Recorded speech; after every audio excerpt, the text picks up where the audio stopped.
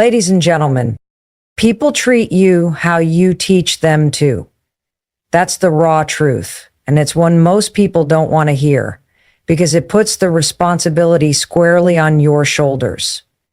But if you're serious about putting an end to being disrespected, this is where it starts. Not with them, not with what they said or didn't say, not with how your boss talks to you or how your partner rolls their eyes when you speak. It starts with you. Every time you stay silent when someone crosses a line, you're teaching them that line doesn't matter. Every time you laugh off a backhanded comment or let a toxic friend dump their negativity on you without pushing back, you're saying, this is okay with me. And the truth is, people are not mind readers. They're observers. They pick up on what you allow. They notice when you don't stand up for yourself. And slowly, without meaning to, they start to believe that maybe you're okay being treated that way. You're not. But here's the deal. Your actions speak way louder than your words. You can tell someone you don't like the way they talk to you, but if you keep coming back, if you keep entertaining the conversation, if you keep playing along, you're showing them that your boundaries are just suggestions, not rules. Think about any relationship where disrespect has become a pattern. It didn't start that way. Disrespect rarely shows up on day one. It creeps in.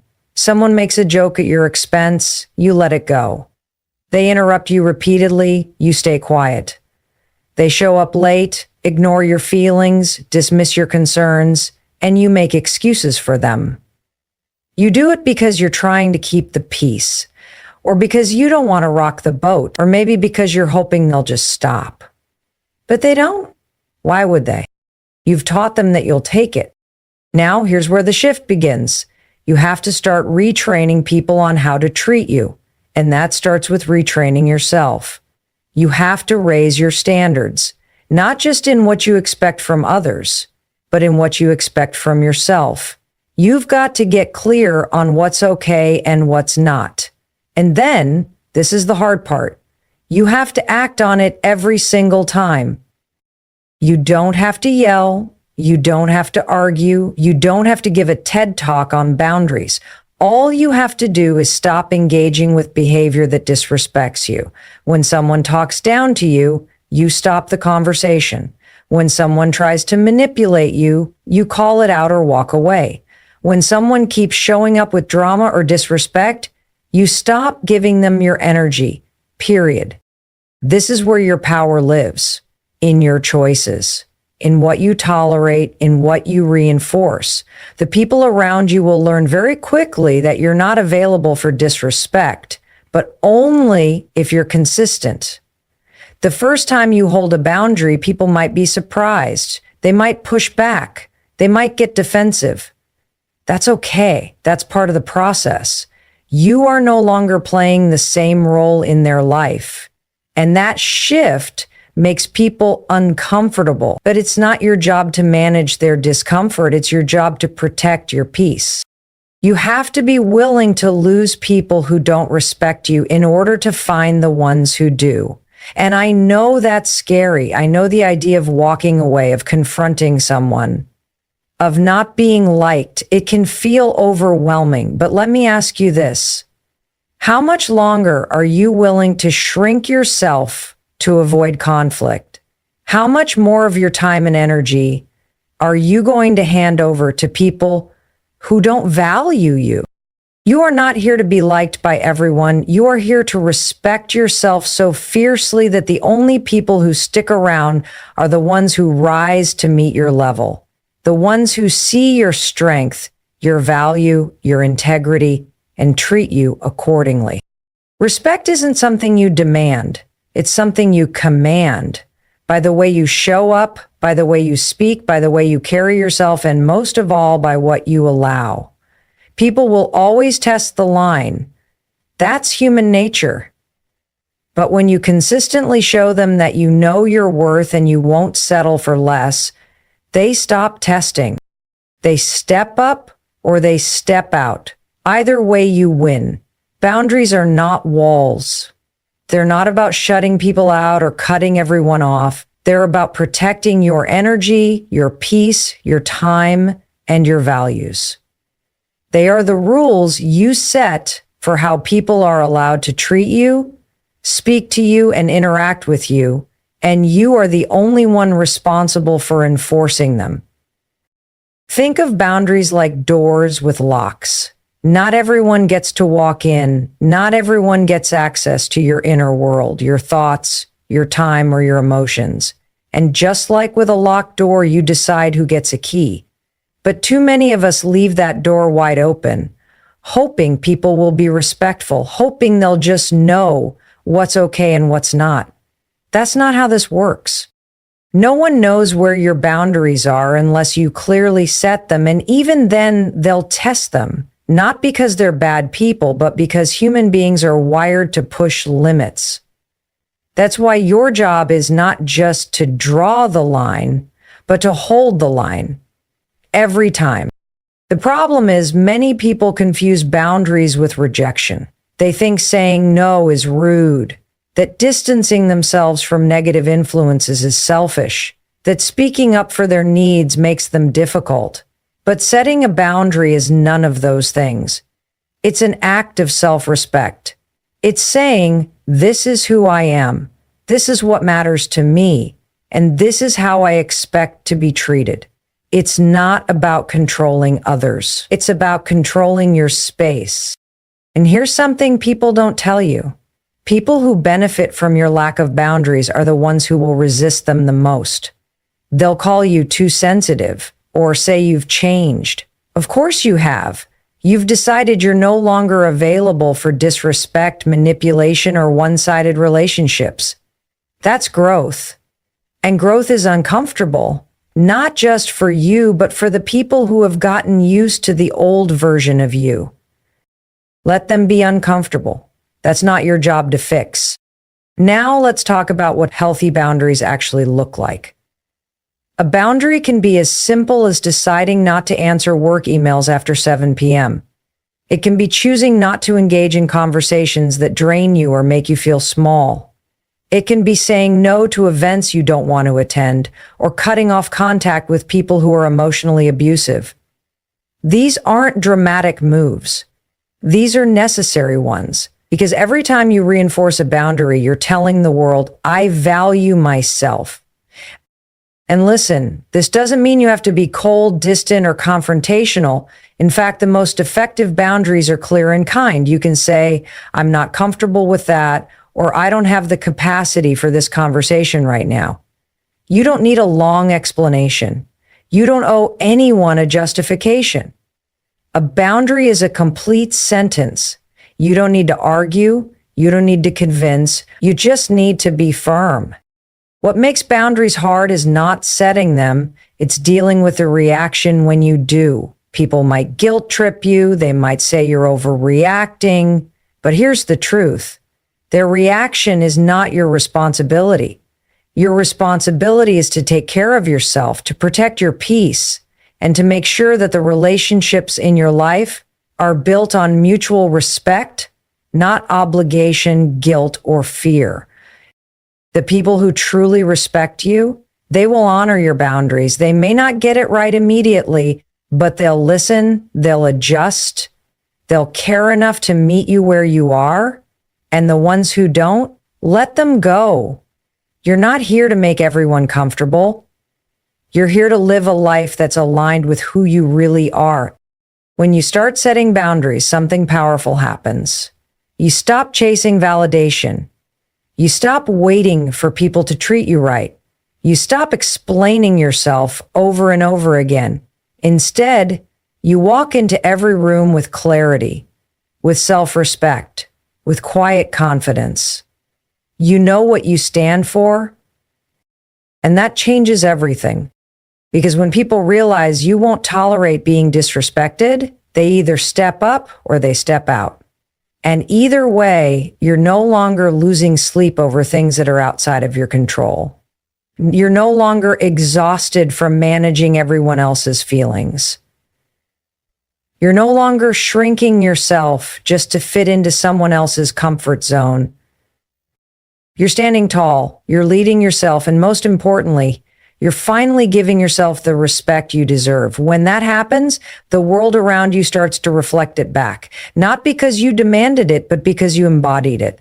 And that's the power of boundaries. Confidence is not something you're born with, it's something you build. And the truth is, most people are waiting around for confidence to show up before they take action. But it doesn't work that way. Confidence isn't the cause of action, it's the result of it. You don't feel confident first and then speak up in the meeting. You speak up in the meeting, your voice shakes a little, and afterward you realize, wait, I survived that.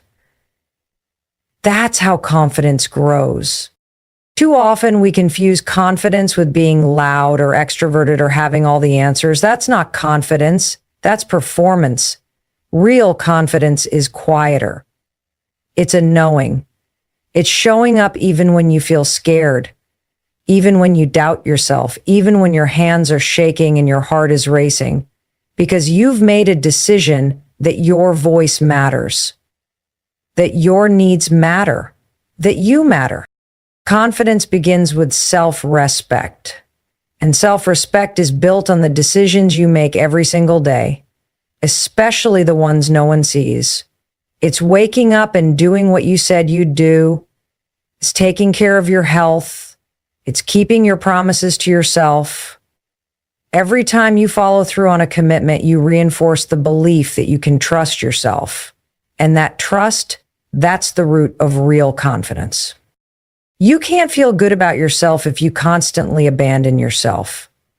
If you let people walk all over you, if you silence your opinions, if you shrink to make others comfortable. Confidence can't grow in an environment where you keep betraying your own values just to be accepted. That's not confidence, that's survival. And eventually it drains you. The shift happens when you stop outsourcing your self-worth. When you stop waiting for permission, when you decide that your value is not up for negotiation, that you don't need everyone to agree with you, that you can handle someone being disappointed in you and still feel strong in who you are. Confidence is built in those moments when you choose yourself over people-pleasing, when you choose action over fear, when you choose courage over comfort. Let me be clear, confidence isn't about having all the answers. It's about being willing to show up, even when you don't. It's about trusting that whatever happens, you can figure it out. That even if you fail, you'll get back up. That even if it's messy, you'll learn. This mindset, this decision to act despite uncertainty, is how you train your brain to stop defaulting to self-doubt and start leaning into belief.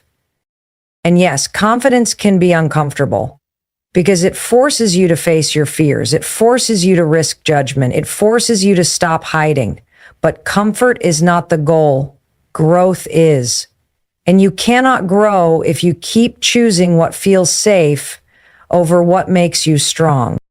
The world doesn't give confidence to people who sit on the sidelines. It gives it to the ones who are willing to step into the game, get knocked down, and keep moving forward. You gain confidence by doing the hard things, by having the difficult conversation, by saying no, by showing up when it would be easier to disappear.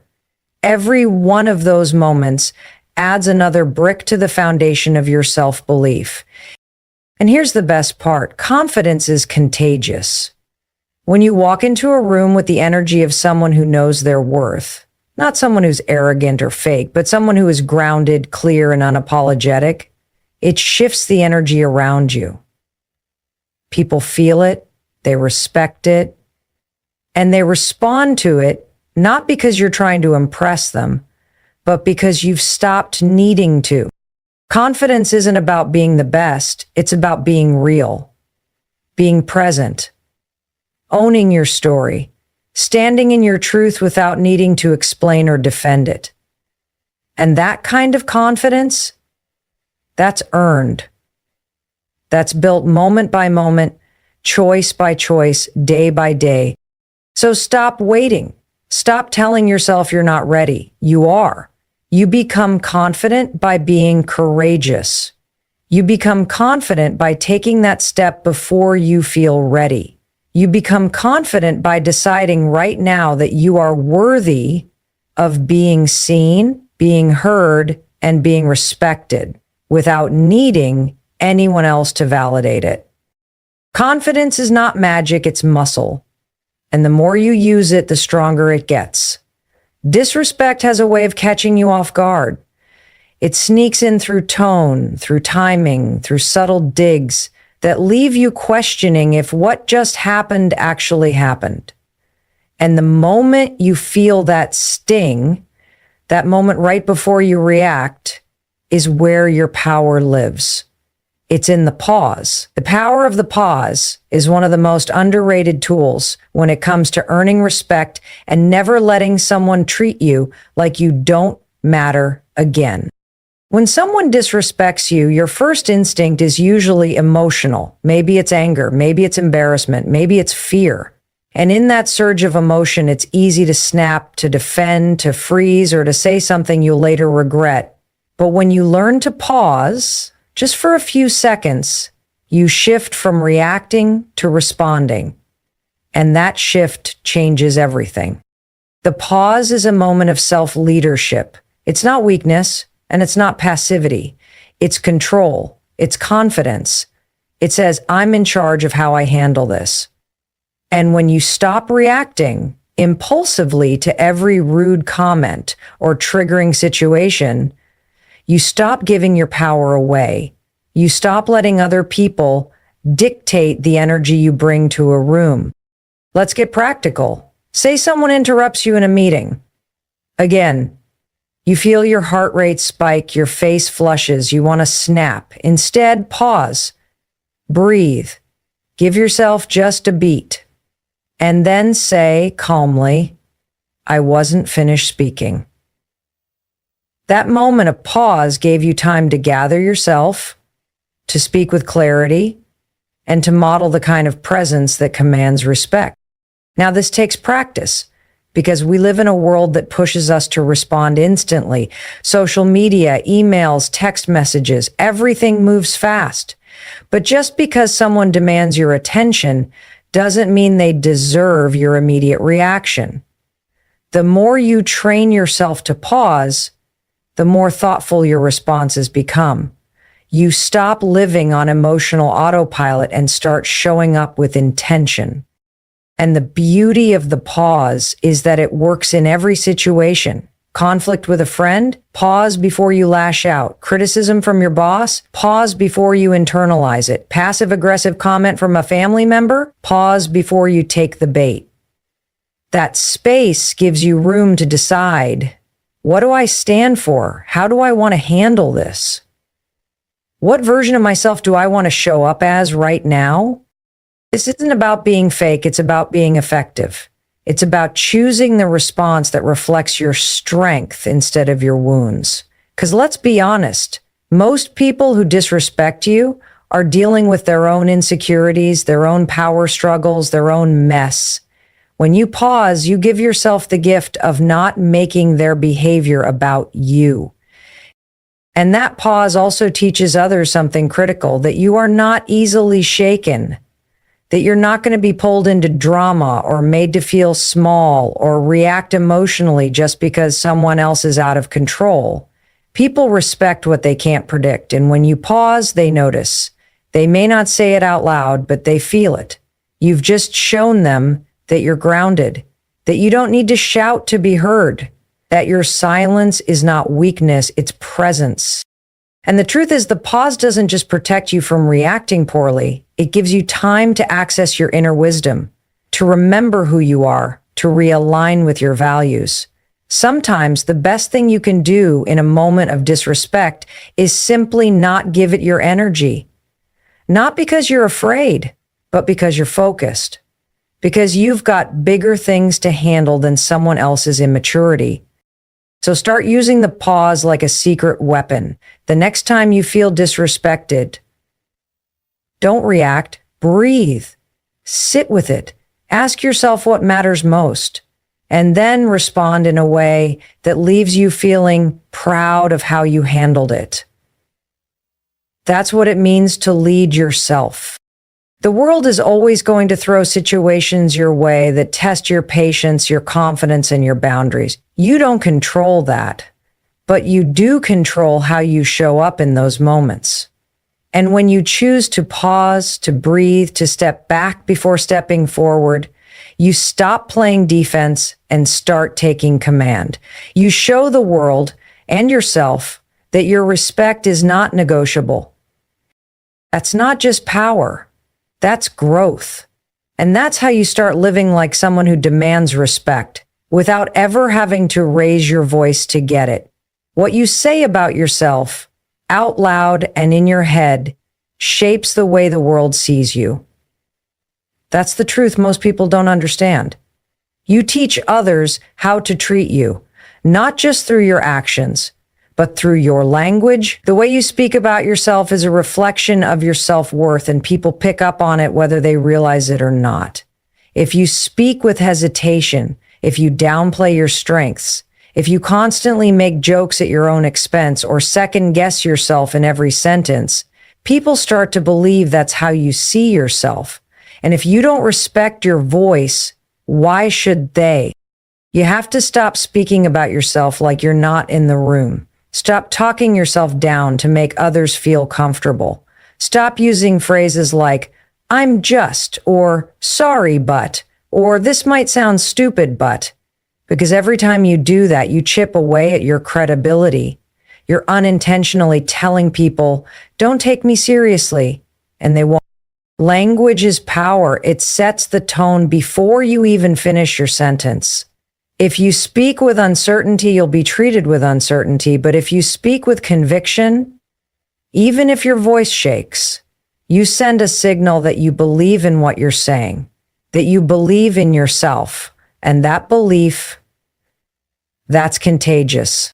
Think about the people you admire, the ones who command attention when they speak.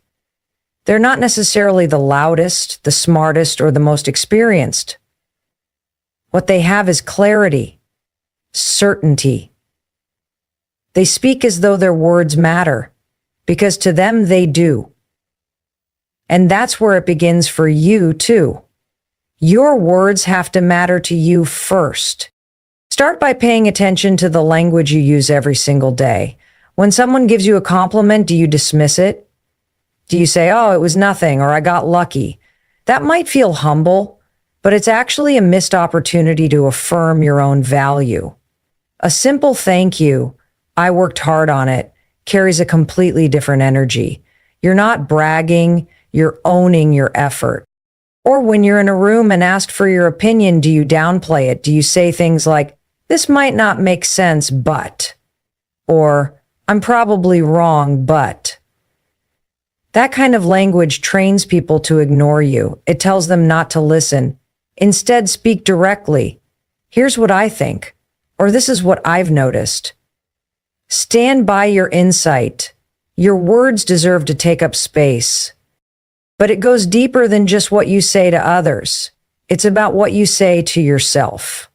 The conversations in your mind shape the way you carry yourself. If you constantly say, I'm not good enough, I always mess things up, or they're better than me, that becomes your inner script, and eventually it becomes your reality. Your self-talk has to start reflecting the respect you want from others. You can't bully yourself in your head all day and expect people to see you as confident. You have to rewrite the script. Start with simple shifts. Change I can't to I'm learning how. Change I'm not good at this to I'm getting better every time. Change they're way ahead of me to their journey is different, but I'm still moving forward. These aren't just motivational phrases. They're tools to reshape your mindset. And a strong mindset speaks louder than any title, credential, or background. It's also important to remember that silence speaks too. If you stay quiet in moments when your voice should be heard, when someone disrespects you, when a boundary is crossed, when your values are questioned, you're sending a message that your voice doesn't matter. And it does. You don't need to have the perfect words. You just need to speak with honesty and intent. The way you speak is one of the most powerful forms of self-leadership you have. When you communicate with clarity, with purpose, and with confidence, you give others a blueprint for how to engage with you. You show them without needing to shout that you're not to be underestimated, that you're not to be talked over, that your presence matters. And when you start speaking like someone who knows their worth, everything changes. People will listen more closely. They'll think twice before crossing a line, not because you demanded respect, but because your presence earned it. You've got to be the first person to speak to yourself with the respect you expect from the world. That's where it all begins. And once you do that, once you consistently show up with powerful, intentional language, disrespect won't stick. Because your words will have already set the standard. What you surround yourself with determines what becomes possible for you. It shapes how you think, how you speak, how you act, and most importantly, how you see yourself. You could be the most talented, driven, kind-hearted person on the planet, but if you're spending your time around people who don't respect you, don't support you, or don't see your value, it will eventually wear you down. That kind of environment doesn't just drain your energy, it distorts your sense of self-worth. Let's be clear, the people in your life are either building you up or breaking you down. There is no neutral. Every comment, every joke, every interaction leaves a mark. The question is, are they planting seeds of self-belief, or are they slowly chipping away at your confidence? Are they encouraging your growth, or keeping you stuck where you are because they're afraid to grow themselves? Respect is contagious, so is disrespect. If the people you hang out with constantly interrupt you, ignore your boundaries, dismiss your ideas, or minimize your accomplishments, that behavior becomes normalized. You begin to tolerate it, you begin to expect it, and then you start wondering if maybe you deserve it. That's how powerful your circle is. It has the ability to either validate your greatness or validate your self-doubt. You have to start auditing your circle like your life depends on it, because it does. Your mindset, your habits, your goals, your peace, all of it is influenced by the people closest to you. And if someone's energy feels off, it probably is. If you leave a conversation feeling smaller than when you entered it, pay attention. That's a red flag. It doesn't mean they're a bad person, but it might mean they're not right for the version of you that you're becoming. Now, this doesn't mean you go out and cut everyone off. This is about boundaries, not abandonment. But it does mean you start being intentional. You start choosing who gets access to your time, your energy, your heart. You stop chasing people who make you question your worth. You stop pouring into relationships that never pour back. And you stop confusing history with compatibility. Just because someone's been in your life for a long time doesn't mean they belong in your future. And here's something powerful. When you level up your environment, you level up your identity. When you're around people who are confident, kind, focused, and respectful, you start rising to that standard. You start seeing what's possible. You start acting like someone who deserves to be in rooms where respect isn't earned by shouting, but by showing up with clarity and purpose.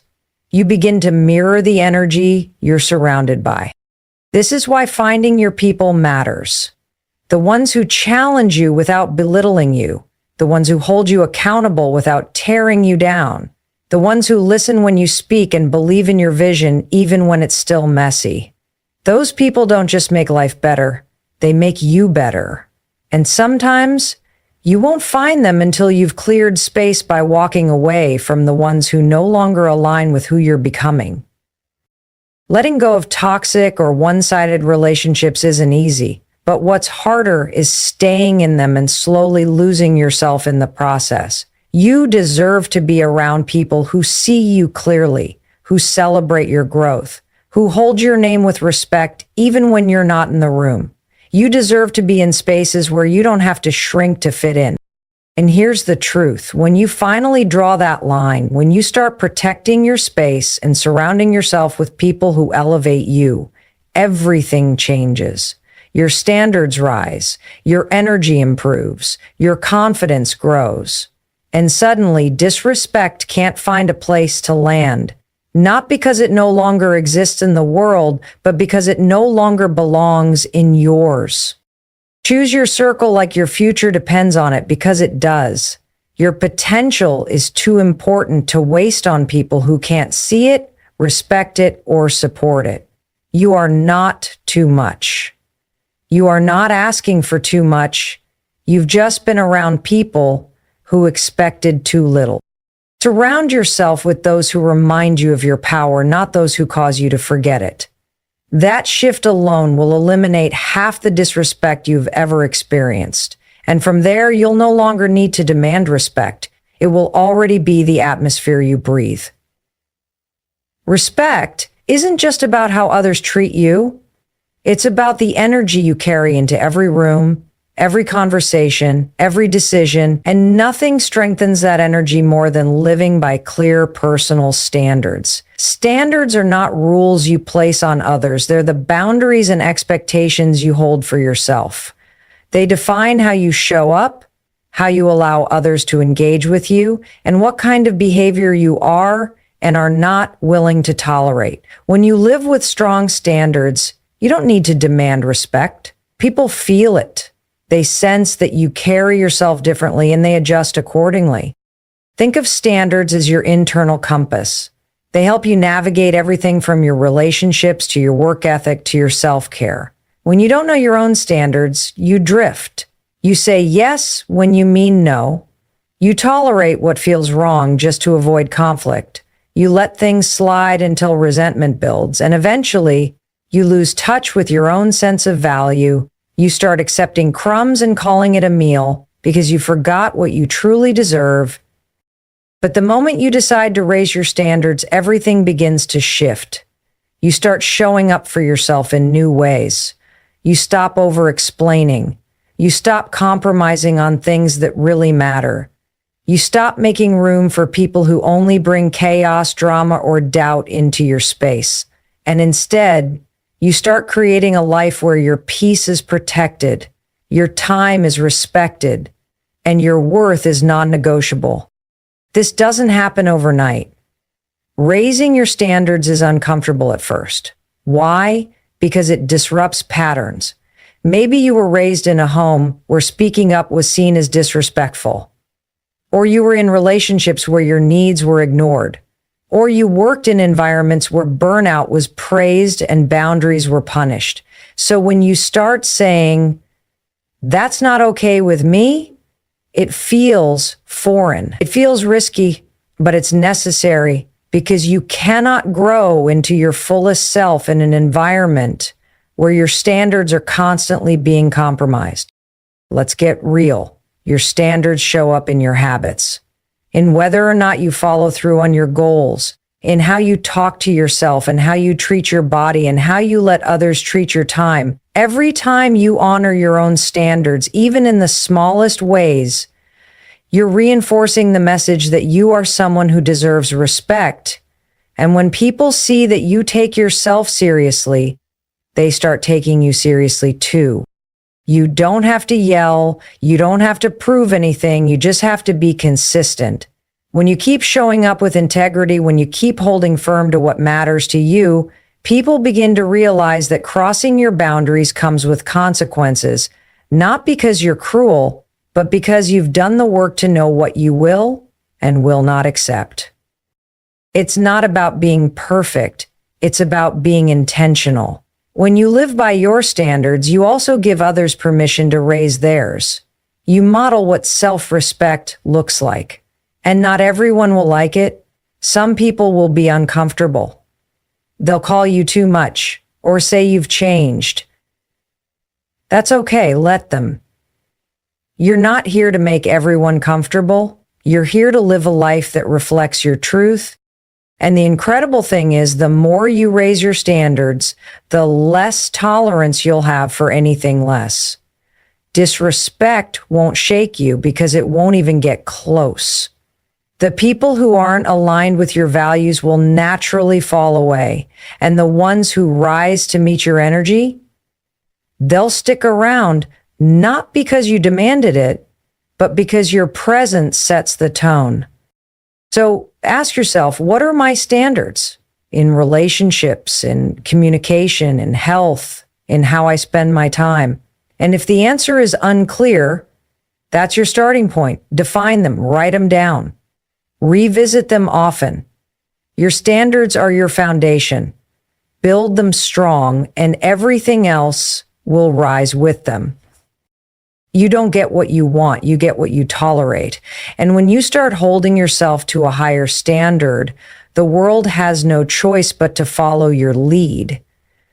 That's how you stop being disrespected, not through confrontation or control, but by becoming someone whose life demands respect through clarity, consistency, and quiet confidence.